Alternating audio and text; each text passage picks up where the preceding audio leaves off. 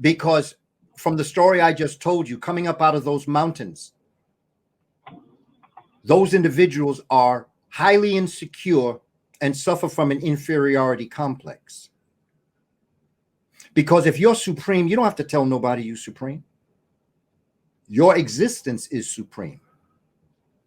And also, you can never be supreme against another person. The only person you can be supreme against is yourself. Okay, I pray that I'm a better person today than I was yesterday. And I pray to my creator and ancestors that I'll be a better person tomorrow than I am today. But my competition isn't with other people, because there's a fundamental African principle that I understand. And that's science, because when the tide rises, all the boats rise together.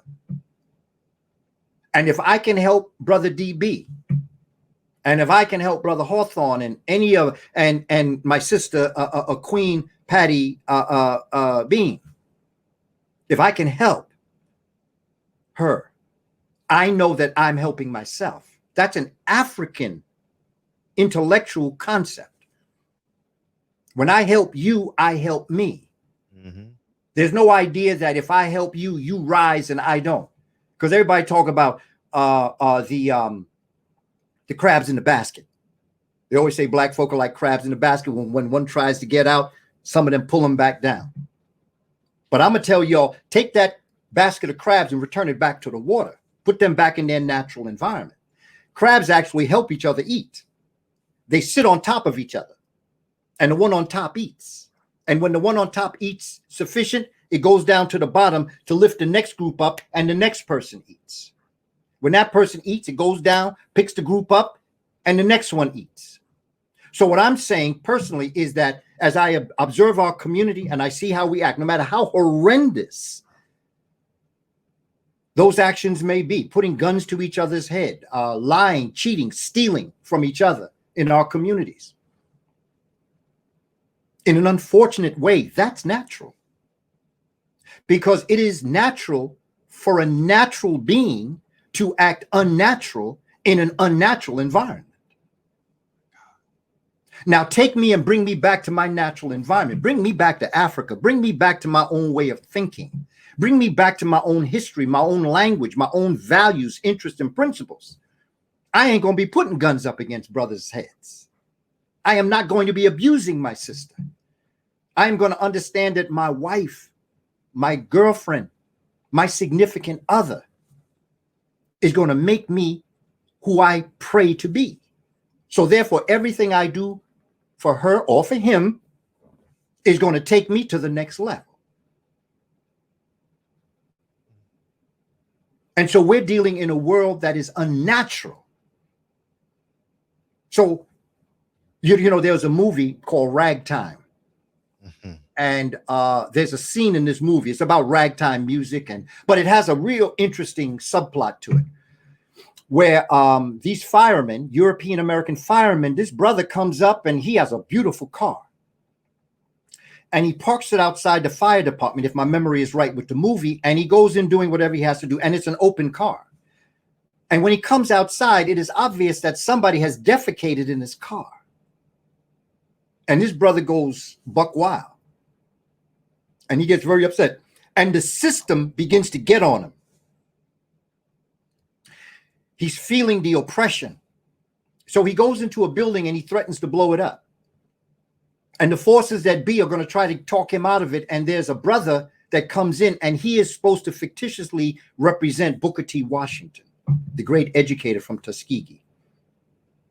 And Booker T. Washington is talking to him and telling him all the wonders and all the greatness of the potential of the world and what can happen if you just leave the building.